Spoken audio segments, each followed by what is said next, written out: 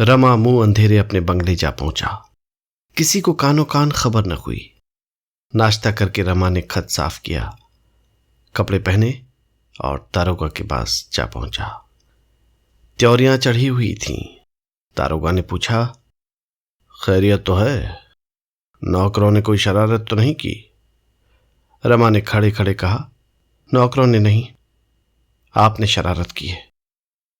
आपके मातहतों, अफसरों और सब ने मिलकर मुझे उल्लू बनाया है। दारोगा ने कुछ घबरा कर पूछा, आखिर बात क्या है, कहिए तो। रमानाथ, बात यही है कि इस मामले में अब कोई शहादत न दूंगा, उससे मेरा कोई ताल्लुक नहीं। आपने मेरे साथ चाल चली और वारंट की धमकी देकर मुझे शहादत देने पर मजबूर किया। अब मुझे मालूम हो गया कि मेरे ऊपर कोई इल्जाम नहीं, आप लोगों का चकमा था। पुलिस की तरफ से शहादत नहीं देना चाहता। मैं आज जज साहब से साफ कह दूंगा, बेगुनाहों का खून अपनी गर्दन पर न लूंगा। दारोगा ने तेज होकर कहा, आपने खुद गबन तस्लीम किया था। रमानाथ, मीजान की गलती थी, गबन न था। म्यूनिसिपैलिटी ने मुझ पर कोई मुकदमा नहीं चलाया। यह आपको कैसे मालूम हुआ? इससे आपको कोई बहस नहीं। मैं शहादत न दूंगा, साफ साफ कह दूंगा, पुलिस ने मुझे धोखा देकर शहादत दिलवाई है। जिन तारीखों का ये वाकया है, उन तारीखों में मैं इलाहाबाद में था। म्यूनिसिपल ऑफिस में मेरी हाजिरी मौजूद है। दारोगा ने इस आपत्ति को हंसी में उड़ाने की चेष्टा करके कहा, अच्छा साहब, पुलिस ने धोखा ही दिया, लेकिन उसका खातिर ख्वाह इनाम देने को भी तो हाजिर है। कोई अच्छी जगह मिल जाएगी, मोटर पर बैठे हुए सैर करोगे। खुफिया पुलिस में कोई जगह मिल गई तो चैन ही चैन है। सरकार की नजरों में इज्जत और रसूख कितना बढ़ गया। यूं मारे मारे फिरते। शायद किसी दफ्तर में क्लर्की मिल जाती, वो भी बड़ी मुश्किल से। यहां तो बैठे बैठे तरक्की का दरवाजा खुल गया। अच्छी तरह कारगुजारी होगी तो एक दिन राय बहादुर मुंशी रमानाथ डिप्टी सुपरिंटेंडेंट हो जाओगे। तुम्हें हमारा एहसान मानना चाहिए और आप उल्टे खफा होते हैं। रमा पर इस प्रलोभन का कुछ असर न हुआ। बोला, मुझे क्लर्क बनना मंजूर है, इस तरह तरक्की नहीं चाहता। यह आप ही को मुबारक रहे। इतने में डिप्टी साहब और इंस्पेक्टर भी आ पहुंचे। रमा को देखकर इंस्पेक्टर साहब ने फरमाया, हमारे बाबू साहब तो पहले से ही तैयार बैठे हैं, बस इसी की कारगुजारी पर वारा न्यारा है। रमा ने इस भाव से कहा, मानो मैं भी अपना नफा नुकसान समझता हूं जी। हाँ, आज वारा न्यारा कर दूंगा। इतने दिनों तक आप लोगों के इशारे पर चला, अब अपनी आंखों से देखकर चलूंगा। इंस्पेक्टर ने दारोगा का मुंह देखा, दारोगा ने डिप्टी का मुंह देखा, डिप्टी ने इंस्पेक्टर का मुंह देखा। ये कहता क्या है? इंस्पेक्टर साहब विस्मित होकर बोले, क्या बात है? हरफ से कहता हूं, आप कुछ नाराज मालूम होते हैं। रमानाथ, मैंने फैसला किया है कि आज अपना बयान बदल दूंगा, बेगुनाहों का खून नहीं कर सकता। इंस्पेक्टर ने दया भाव से उसकी तरफ देखकर कहा, अरे आप बेगुनाहों का खून नहीं कर रहे हैं, अपनी तकदीर की इमारत खड़ी कर रहे हैं। हरफ से कहता हूं, ऐसे मौके बहुत कम आदमियों को मिलते हैं। आज क्या बात हुई कि आप इतने खफा हो गए? आपको कुछ मालूम है दारोगा साहब, आदमियों ने तो कोई शौकी नहीं की। अगर किसी ने आपके मिजाज के खिलाफ कोई काम किया हो तो उसे गोली मार दीजिए। हरफ से कहता हूं। दारोगा, मैं अभी जाकर पता लगाता हूं। रमानाथ, आप तकलीफ न करें, मुझे किसी से शिकायत नहीं है। मैं थोड़े से फायदे के लिए अपने ईमान का खून नहीं कर सकता। 1 मिनट तक सन्नाटा रहा, किसी को कोई बात न सूझी। दारोगा कोई दूसरा चकमा सोच रहे थे, इंस्पेक्टर कोई दूसरा प्रलोभन, डिप्टी एक दूसरी ही फिक्र में था। रूखेपन से बोला, रमा बाबू, ये अच्छी बात ना होगी। रमा ने भी गर्म होकर कहा, आपके लिए ना होगी, मेरे लिए तो सबसे अच्छी यही बात है। डिप्टी, नहीं, आपका वास्ते इससे बुरा दूसरा बात नहीं है। हम तुमको छोड़ेगा नहीं। हमारा मुकदमा चाहे बिगड़ जाए, लेकिन हम तुमको ऐसा लेसन देगा कि तुम उम्र पर नहीं भूलेगा। आपको वही गवाही देना होगा जो आप दिया। अगर कुछ गड़बड़ करेगा, कुछ भी गोलमाल किया, तो हम तुम्हारे साथ दूसरा बर्ताव करेगा। एक रिपोर्ट में तुम यूं चला जाएगा, समझे? ये कहते हुए उसने आंखें निकालकर रमा को देखा, मानो कच्चा ही खा जाएगा। रमा सहम उठा। इस आतंक से भरे शब्दों ने उसे विचलित कर दिया। ये सब कोई झूठा मुकदमा चलाकर उसे फंसा दे तो उसकी रक्षा कौन करेगा? उसे यह आशा न थी कि डिप्टी साहब, जो शील और विनय के पुतले बने हुए थे, एक बार की ये रौद्र रूप धारण कर लेंगे। मगर वो इतनी आसानी से दबने वाला न था। तेज होकर बोला, आप मुझसे जबरदस्ती शहादत दिलाएंगे? डिप्टी ने पैर पटकते हुए कहा, हाँ, जबरदस्ती दिलाएगा। रमानाथ, ये अच्छी दिल लगी है। डिप्टी, तुम पुलिस को धोखा देना दिलगी समझता है। अभी 2 गवाह देकर साबित कर सकता है कि तुम राजद्रोह की बात कर रहा था। पर चला जाएगा 7 साल के लिए। छक्की पीसते पीसते हाथ में गड्ढा पड़ जाएगा। ये चिकना चिकना गाल नहीं रहेगा। रमा जेल से डरता था। जेल जीवन की कल्पना ही से उसके रोए खड़े होते थे। जेल ही के भय से उसने ये गवाही देनी स्वीकार की थी। वही भय इस वक्त भी उसे कातर करने लगा। डिप्टी भाव विज्ञान का ज्ञाता था। आसन का पता पा गया। बोला, हलवा पूरी नहीं पाएगा। तूल मिला हुआ आटा का रोटी, गोभी के सड़े पत्तों का रस और अरहर की दाल का पानी पावेगा। कल को रुई का 4 महीना भी हो गया तो तुम बच नहीं सकता, वहीं मर जाएगा। बात बात पर वार्डन गाली देगा, जूतों से पीटेगा। तुम समझता क्या है? रमा का चेहरा फीका पड़ने लगा। मालूम होता था प्रतिक्षण उसका खून सूखता चला जाता है। अपनी दुर्बलता पर उसे इतनी ग्लानि हुई कि वो रो पड़ा। कांपती हुई आवाज से बोला, आप लोगों की यही इच्छा है तो यही सही, भेज दीजिए जेल। मर ही जाऊंगा ना, फिर तो आप लोगों से मेरा गला छूट जाएगा। जब आप यहां तक मुझे तबाह करने पर आमादा है तो मैं भी मरने को तैयार हूं। जो कुछ होना होगा होगा। उसका मन दुर्बलता की उस दशा को पहुंच गया था जब जरा सी सहानुभूति, जरा सी सहृदयता सैकड़ों धमकियों से कहीं कारगर साबित हो जाती है। इंस्पेक्टर साहब ने मौका ताड़ लिया। उसका पक्ष लेकर डिप्टी से बोले, हलब से कहता हूं, आप लोग आदमी को पहचानते तो है नहीं, लगे रौब जमाने। देखिए, इस तरह गवाही देना हर एक समझदार आदमी को बुरा मालूम होगा। ये कुदरती बात है। जिसे जरा भी इज्जत का ख्याल है वो पुलिस के हाथों की कठपुतली बनना पसंद न करेगा। बाबू साहब की जगह मैं होता तो मैं भी ऐसा ही करता। लेकिन इसका मतलब ये नहीं कि ये हमारे खिलाफ शहादत देंगे। आप लोग अपना काम कीजिए, बाबू साहब की तरफ से बेफिक्र रहिए, हलफ से कहता हूं। उसने रमा का हाथ पकड़ लिया और बोला, आप मेरे साथ चलिए बाबूजी, आपको अच्छे अच्छे रिकॉर्ड सुनाऊं। रमा ने रूठे हुए बालक की तरह हाथ छुड़ाकर कहा, मुझे देख न कीजिए इंस्पेक्टर साहब, अब तो मुझे जेल खाने में मरना है। इंस्पेक्टर ने उसके कंधे पर हाथ रखकर कहा, आप क्यों ऐसी बातें मुंह से निकालते हैं साहब? जेल खाने में मरे आपके दुश्मन। डिप्टी ने तस्मा भी बाकी न छोड़ना चाहा। बड़े कठोर स्वर में बोला, मानो रमा से कभी का परिचय नहीं है। यूं हम बाबू साहब के साथ सब तरह का सलूक करने को तैयार है, लेकिन जब वो हमारा खिलाफ गवाही देगा, हमारा जड़ खोदेगा तो हम भी कार्रवाई करेगा, जरूर करेगा, कभी छोड़ नहीं सकता। उसी वक्त सरकारी एडवोकेट और बैरिस्टर मोटर से उतरे। रतन पत्रों में जालपा को तो ढांढस देती रहती थी, पर अपने विषय में कुछ न लिखती थी। जो आप ही व्यथित हो रही हो, उसे अपनी व्यथाओं की कथा क्या सुनाती। वही रतन जिसने रुपयों की कभी कोई हैसियत न समझी, इस 1 महीने में ही रोटियों की भी मोहताज हो गई। उसका वैवाहिक जीवन बहुत सुखी न हो, पर उसे किसी बात का भाव न था। मरियल घोड़े पर सवार होकर भी यात्रा पूरी हो सकती है अगर सड़क अच्छी हो, नौकर चाकर, रुपये पैसे और भोजन आदि की सामग्री साथ हो। घोड़ा भी तेज हो तो पूछना ही क्या। रतन की दशा उसी सवार की सी थी। उसी सवार की भांति वो मंद गति से अपनी जीवन यात्रा कर रही थी। कभी कभी वो घोड़े पर झुंझलाती होगी।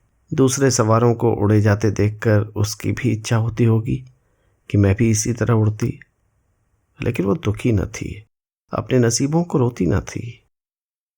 वो उस गाय की तरह थी जो एक पतली सी पखैया के बंधन में पड़कर अपनी नाद के भूसे खली में मगन रहती है। सामने हरे हरे मैदान हैं, उसमें सुगंधमय घासें लहरा रही हैं, पर वो पगैया तोड़ाकर कभी उतर नहीं जाती। उसके लिए उस पगैया और लोहे की जंजीर में कोई अंतर नहीं। यौवन को प्रेम की इतनी क्षुधा नहीं होती जितनी आत्म प्रदर्शन की। प्रेम की क्षुधा पीछे आती है। रतन को आत्म प्रदर्शन के सभी साधन मिले हुए थे। उसकी युवती आत्मा अपने श्रृंगार और प्रदर्शन में मगन थी। हंसी, विनोद, सैर सपाटा, खाना पीना, यही उसका जीवन था, जैसा प्राय सभी मनुष्यों का होता है। इससे गहरे जल में जाने की न उसे इच्छा थी न प्रयोजन। संपन्नता बहुत कुछ मानसिक व्यथाओं को शांत करती है। उसके पास अपने दुखों को भुलाने के कितने ही ढंग हैं। सिनेमा है, थिएटर है, देश भ्रमण है, ताश है, पालतू जानवर हैं, संगीत है, लेकिन विपन्नता को भुलाने का मनुष्य के पास कोई उपाय नहीं, इसके सिवा कि वो रोए, अपने भाग्य को कोसे या संसार से विरक्त होकर आत्महत्या कर ले। रतन की तकदीर ने पलटा खाया था। सुख का स्वप्न भंग हो गया था और विपन्नता का कंकाल अब उसे खड़ा घूर रहा था। और ये सब हुआ अपने ही हाथों।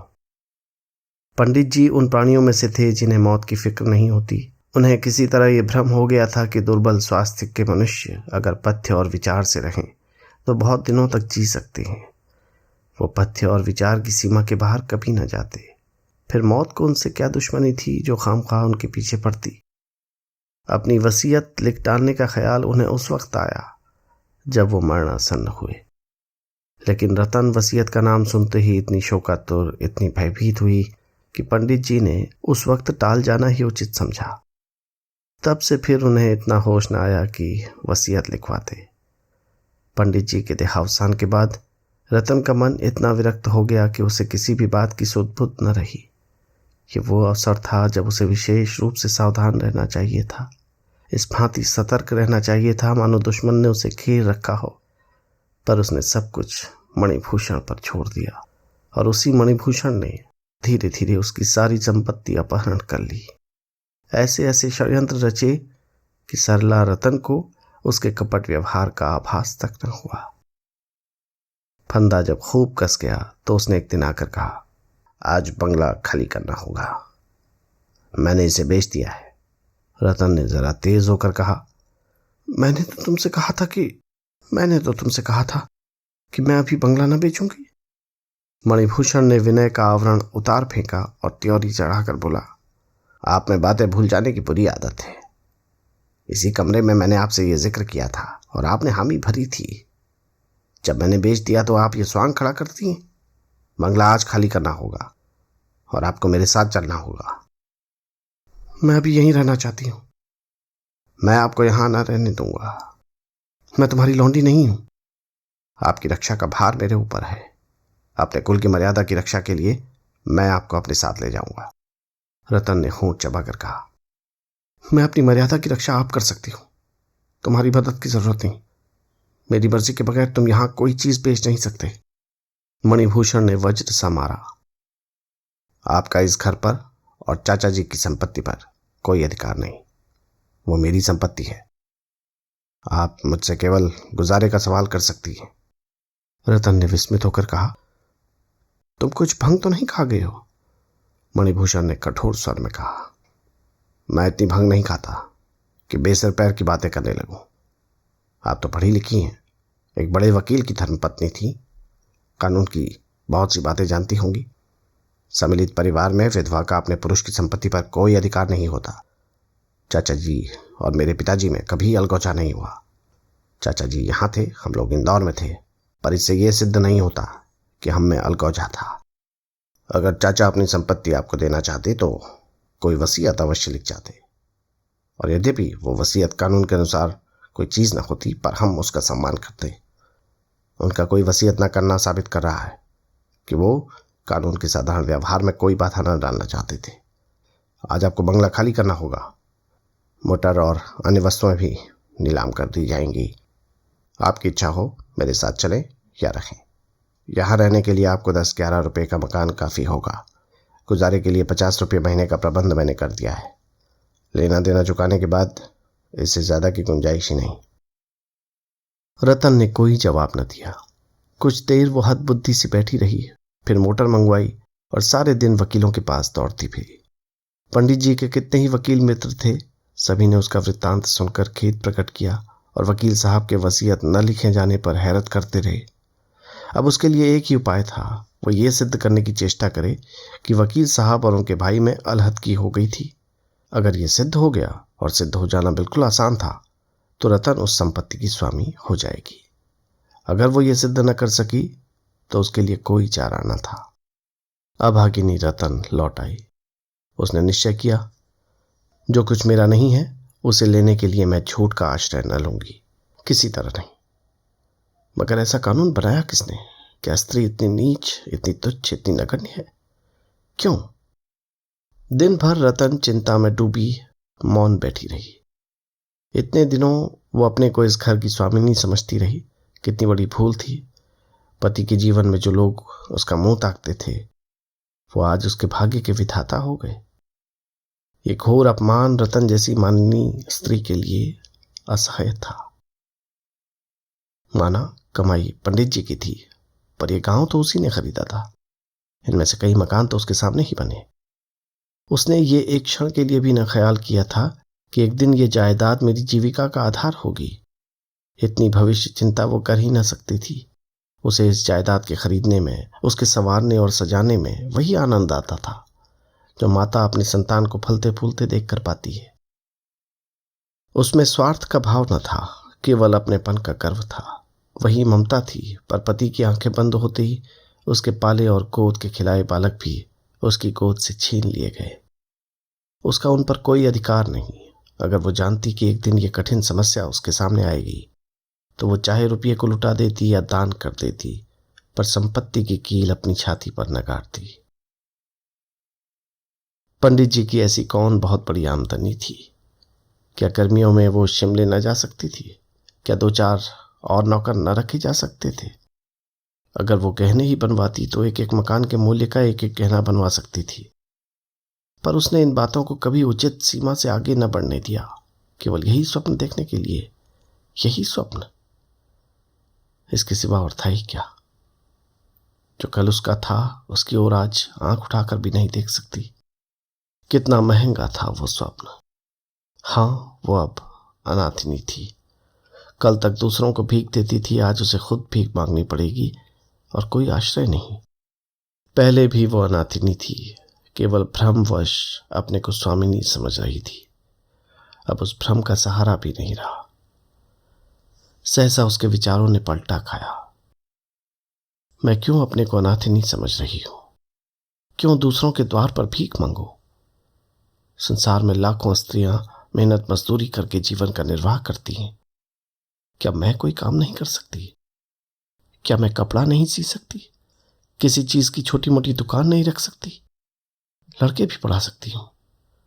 यही ना होगा, लोग हंसेंगे, मगर मुझे उस हंसी की क्या परवाह? वो मेरी हंसी नहीं है, अपने समाज की हंसी है। शाम को द्वार पर कई ठेले वाले आ गए। मणिभूषण ने आकर कहा, चाची जी, आप जो जो चीजें कहें लदवा कर भिजवा दूं। मैंने एक मकान ठीक कर लिया है। रतन ने कहा, मुझे किसी चीज की जरूरत नहीं, न तुम मेरे लिए मकान लो। जिस चीज पर मेरा कोई अधिकार नहीं, वो मैं हाथ से भी नहीं छू सकती। मैं अपने घर से कुछ लेकर नहीं आई थी, उसी तरह लौट जाऊंगी। मणिभूषण ने लज्जित होकर कहा, आपका सब कुछ है, ये आप कैसे कहती हैं कि आपका कोई अधिकार नहीं? आप वो मकान देख लें, 15 रुपया किराया है। मैं तो समझता हूं आपको कोई कष्ट ना होगा। जो जो चीजें आप कहें मैं वहां पहुंचा दूं। रतन ने व्यंग्यमय आंखों से देखकर कहा, तुमने 15 रुपये का मकान मेरे लिए व्यर्थ किया। इतना बड़ा मकान लेकर मैं क्या करूंगी? मेरे लिए कोठरी काफी है जो 2 रुपये में मिल जाएगी। सोने के लिए जमीन है ही। दया का बोझ सिर पर जितना कम हो उतना ही अच्छा। मणिभूषण ने बड़े विनम्र भाव से कहा, आखिर आप चाहती क्या हैं? उसे कहिए तो। रतन उत्तेजित होकर बोली, मैं कुछ नहीं चाहती। मैं इस घर का एक दिन का भी अपने साथ न ले जाऊंगी। जिस चीज पर मेरा कोई अधिकार नहीं वो मेरे लिए वैसी ही है जैसे किसी गैर आदमी की चीज। मैं दया की भिखारिणी न बनूंगी। तुम इन चीजों के अधिकारी हो, ले जाओ। मैं जरा भी बुरा नहीं मानती। दया की चीज न जबरदस्ती ली जा सकती है न जबरदस्ती दी जा सकती है। संसार में हजारों विधवाएं हैं जो मेहनत मजदूरी करके अपना निर्वाह कर रही हैं। मैं भी वैसी ही हूं। मैं भी उसी तरह मजदूरी करूंगी और अगर न कर सकूंगी तो किसी गड्ढे में डूब मरूंगी। जो अपना पेट भी न पाल सके उसे जीते रहने का, दूसरों का बोझ बनने का कोई हक नहीं है। ये कहती हुई रतन घर से निकली और द्वार की ओर चली। मणिभूषण ने उसका रास्ता रोककर कहा, अगर आपकी इच्छा न हो तो मैं बंगला अभी न बेचूं। रतन ने जलती हुई आंखों से उसकी ओर देखा। उसका चेहरा तमतमाया हुआ था। आंसुओं के उमड़ते हुए वेग को रोककर बोली, मैंने कह दिया, इस घर की किसी चीज से मेरा कोई नाता नहीं है। मैं किराए की लौंडी थी। लौंडी का घर से क्या संबंध है? न जाने किस पापी ने एक कानून बनाया था।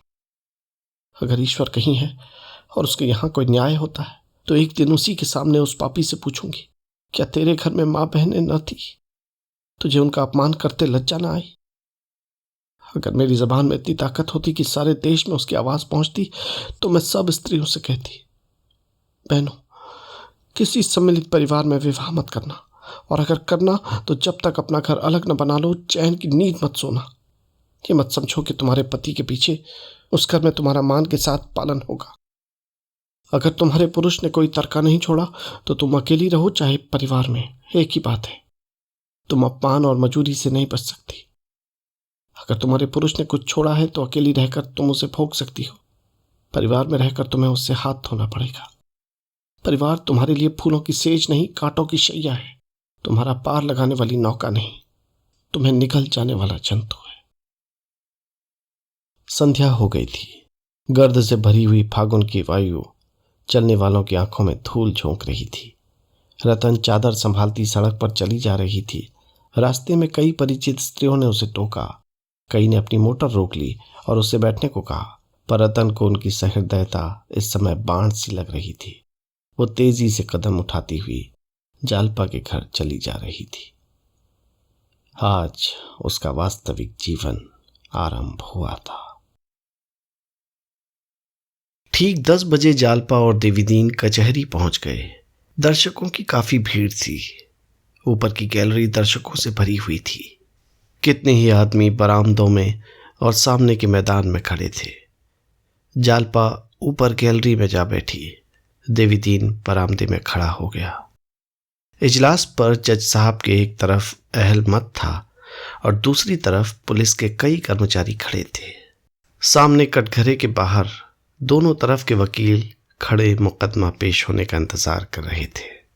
मुलजिमों की संख्या 15 से कम न थी। सब कटघरे के बगल में जमीन पर बैठे हुए थे। सभी के हाथों में हथकड़ियां थी, पैरों में बेड़ियां। कोई लेटा था, कोई बैठा था, कोई आपस में बातें कर रहा था। 2 पंजे लड़ा रहे थे। 2 में किसी विषय पर बहस हो रही थी। सभी प्रसन्न चित्त थे। घबराहट, निराशा या शोक का किसी के चेहरे पर चिन्ह न था। 11 बजते बजते अभियोग की पेशी हुई। पहले ज़ाब्ते की कुछ बातें हुई, फिर 2-1 पुलिस की शहादतें हुई। अंत में कोई 3 बजे रमानाथ गवाहों के कटघरे में लाया गया।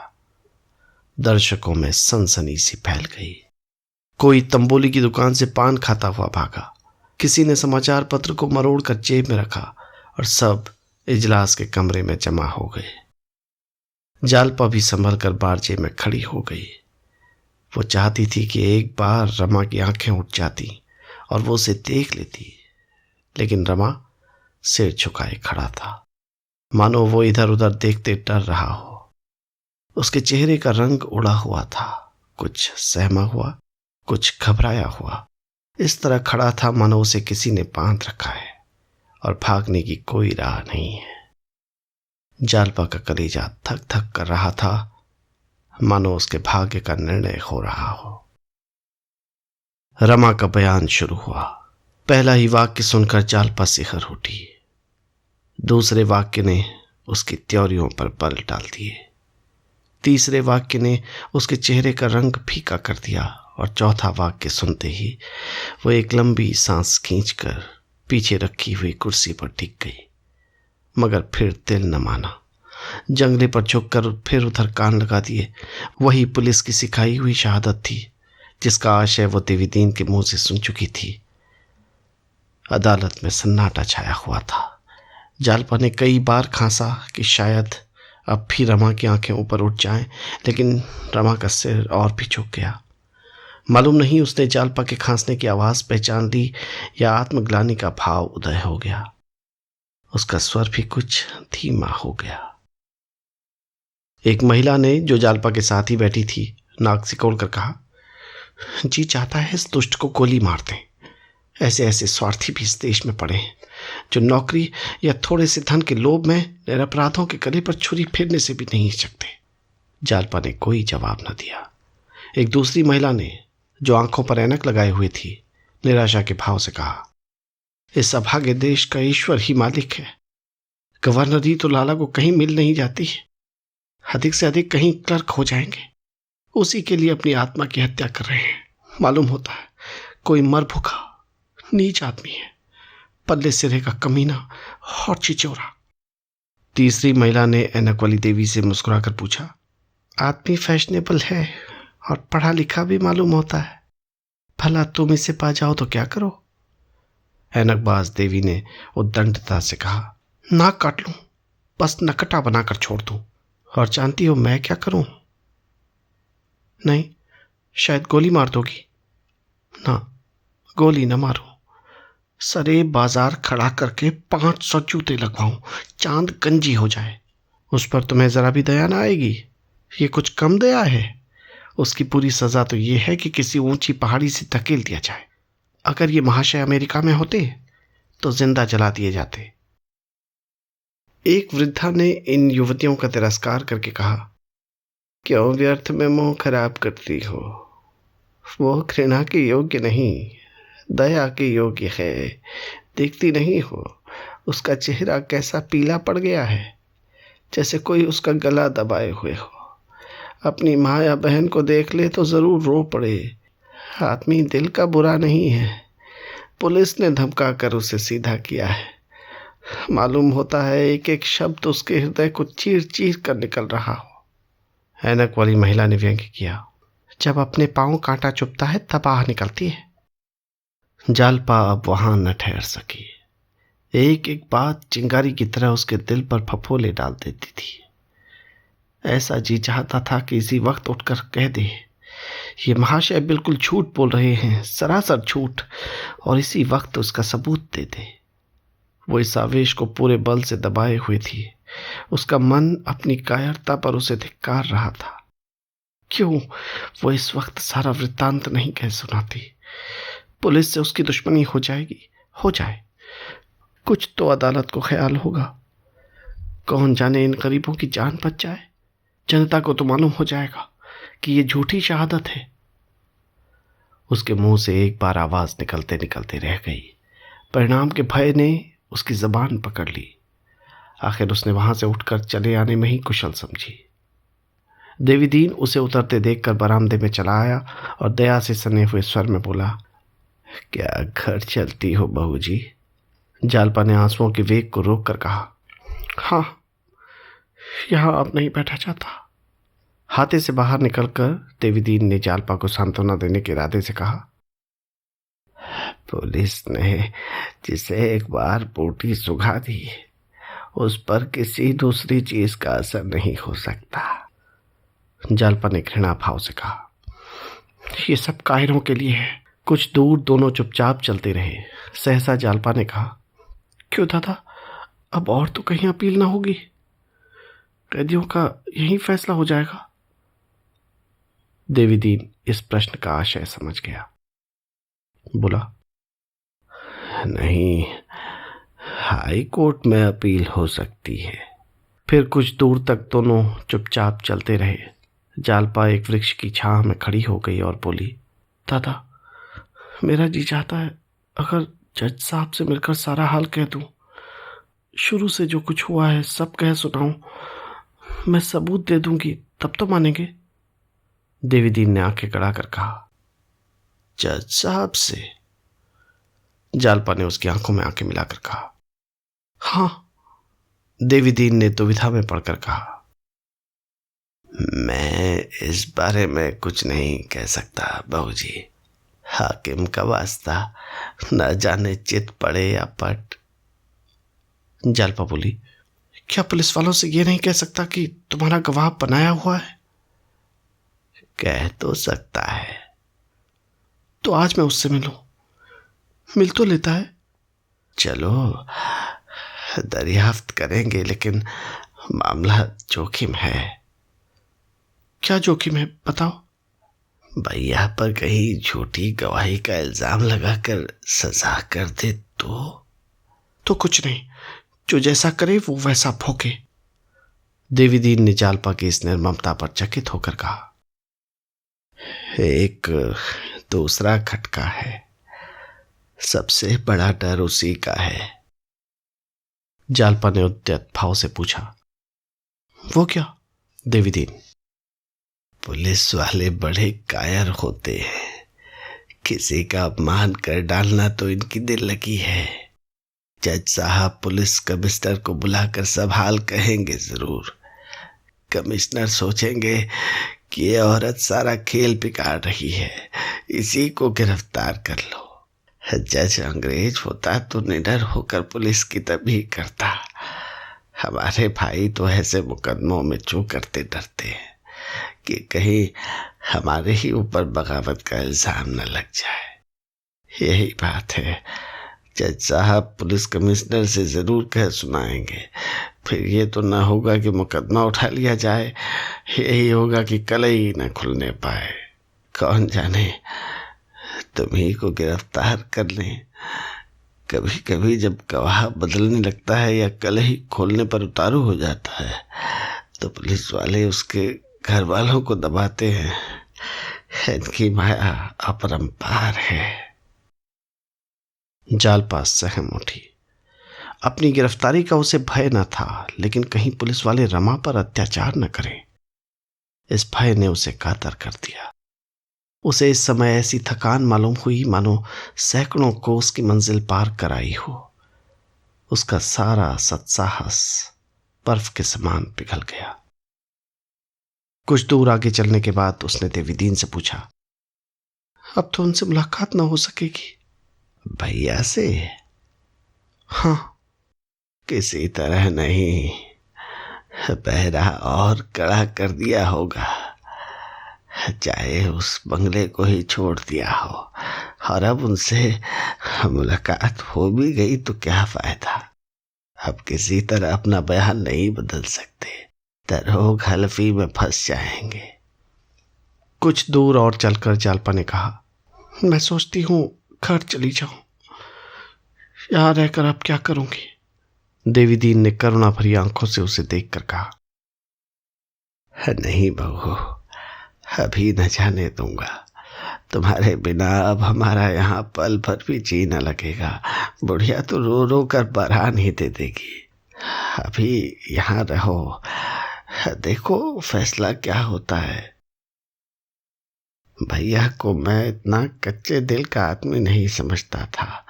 तुम लोगों की बिरादरी में सभी सरकारी नौकरी पर जान देते हैं। मुझे तो कोई 100 रुपया भी तलब करे तो नौकरी न करूं। अपने रोजगार की बात ही दूसरी है। इसमें आदमी कभी थकता ही नहीं। नौकरी में जहां 5 से 6 घंटे हुए कि देह टूटने लगी, जम्हाइयां आने लगी। रास्ते में और कोई बातचीत न हुई। जालपा का मन अपनी हार मानने के लिए किसी तरह राजी न होता था। वो परास्त होकर भी दर्शक की भांति यह अभिनय देखने से संतुष्ट न हो सकती थी। वो उस अभिनय में सम्मिलित होने और अपना पार्ट खेलने को विवश हो रही थी। क्या एक बार फिर रमा से मुलाकात न होगी? उसके हृदय में उन चलते हुए शब्दों का एक सागर उमड़ रहा था जो वो उससे कहना चाहती थी। उसे रमा पर जरा भी दया न आती थी, उसे रत्ती भर सहानुभूति न होती थी। वो उससे कहना चाहती थी, तुम्हारा धन और वैभव तुम्हें मुबारक हो। जालपा उसे पैरों से ठुकराती है। तुम्हारे खून से रंगे हुए हाथों के स्पर्श से मेरी देह में छाले पड़ जाएंगे। जिसने धन और पद के लिए अपनी आत्मा बेच दी, उसे मैं मनुष्य नहीं समझती। तुम मनुष्य नहीं हो, तुम पशु नहीं, तुम कायर हो, कायर। जालपा का मुखमंडल तेजमय हो गया। गर्व से उसकी गर्दन तन गई। ये शायद समझते होंगे, जालपा जिस वक्त मुझे झप्पेदार पगड़ी बांध घोड़े पर सवार देखेगी, फूली न समाएगी। जालपा इतनी नीच नहीं है। तुम घोड़े पर नहीं, आसमान में उड़ो। मेरी आंखों में हत्यारे हो, पूरे हत्यारे, जिसने अपनी जान बचाने के लिए इतने आदमियों की गर्दन पर छुरी चलाई। मैंने चलते चलते समझाया था, उसका कुछ असर न हुआ। ओह, तुम इतने धन लोलुप हो, इतने लोभी। कोई हरज नहीं, जालपा अपने पालन और रक्षा के लिए तुम्हारी मोहताज नहीं। इन्हीं संतप्त भावनाओं में डूबी हुई जालपा घर पहुंची।